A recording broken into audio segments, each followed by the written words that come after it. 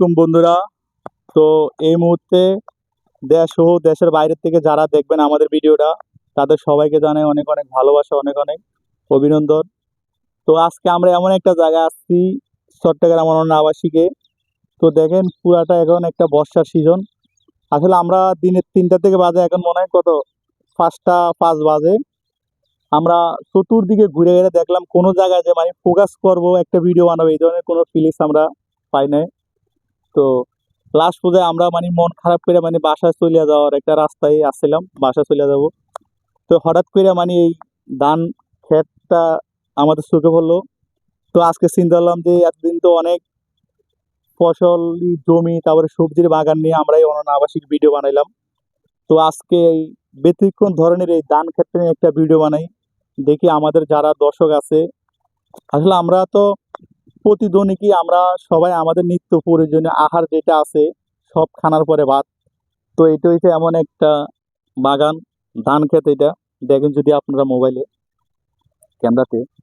তো তারপরে আমরা এই ভিডিওটা বানানোর জন্য চিন্তা ভাবনা করছি। তো আসলে আপনারা যারা এই ধরনের প্রকৃতি ভালোবাসেন, মাটি মানুষের যারা ভালোবাসেন, দেশ বিদেশ থেকে যারা আমাদের ভিডিওটা যাদের সামনে যাবে, আপনারা দয়া করে আমাদের চ্যানেলটা একটু সাবস্ক্রাইব করে আমাদের একটু সামনে আগানোর মতো করে সুযোগ করে দিবেন।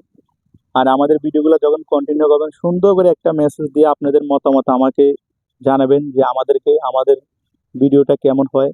তো আমরা নেক্সট টাইম যদি আমাদের কোনো ভুল ত্রুটি থাকে ভিডিওর মাধ্যমে, আমরা চেষ্টা করবো এগুলা শুধরাইয়া আরো ভালো করে আপনাদের জন্য কন্টেন্টগুলো তৈরি করার জন্য। তো সবাই বেশি বেশি করে আমাদের এই প্রকৃতি মিডিয়া ইউটিউব চ্যানেলটা সাবস্ক্রাইব করবেন। আর ভিডিওটা শেষের পরে আমাদের চ্যানেলটা সবাই সাবস্ক্রাইব করে আমাদের পাশে থাকবেন। আসলে আমরা এই ধরনের প্রকৃতি নিয়ে ভিডিও বানাতে চাই, সবসময় আপনাদের নিয়ে থাকতে চাই।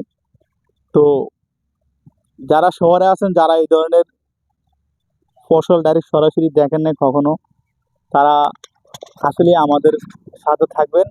আমরা প্রতিনিয়তই এই ধরনের প্রকৃতি নিয়ে ভিডিও বানানোর জন্য চেষ্টা করব। তো আসেন সবাই ঘুরে ঘুরে দেখি এখানে কত সুন্দর ধান ক্ষেতের বাগান।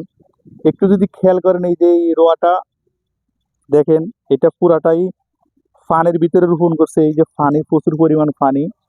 তো এই ধানটা আসলেই এটা শুরু হয় বৃষ্টির মাধ্যমে, আর ওর শেষ হয়, যেমন মনে করেন এখন বাংলাদেশের মধ্যে শ্রাবণ মাস চলে না, শ্রাবণ মাস চলে। তো এটা শ্রাবণ, তারপরে আষাঢ়, ভাদ্র, এগুলা মাস যায়। যখন আমরা শীতের মাসটা যখন চলে আসবে, তখন এই ধানগুলা বড় হয়ে ধানগুলা পাকবে, তখন এই ফানিগুলা থাকবে না। আর যদি পানি না থাকে তখন কিন্তু এই ধানগুলো আর বাঁচবে না, এগুলা শুকনো হলে ধানগুলো মরে দেবো। তো এই জন্য এই ধানটা পানির ভিতরে রোপণ করা হয়, জ্বালা জ্বালা লাগানো হয়।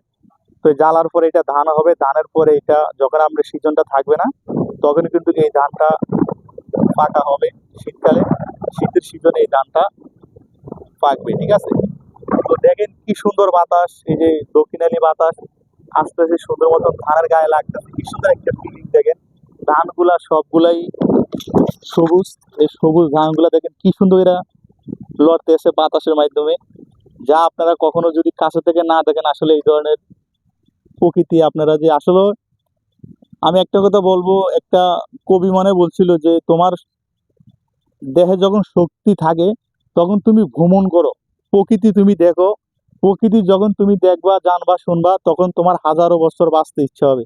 আর তুমি যদি ঘরের ভিতরে পড়ে থাকো আদামারো হইয়া, ঘোরো না গারো না, প্রকৃতি উপভোগ করো না, তাহলে তোমার একদিনও 1 ঘন্টা তোমার বাঁচতে ইচ্ছা হবে না, তোমার অশান্তি লাগবে পৃথিবী, ঠিক আছে। তো পৃথিবী আমি সবাইকে বলবো, আপনারা সবাই যার যে সময় সময় হয়, এই বিশেষ করে এই ধরনের যানজট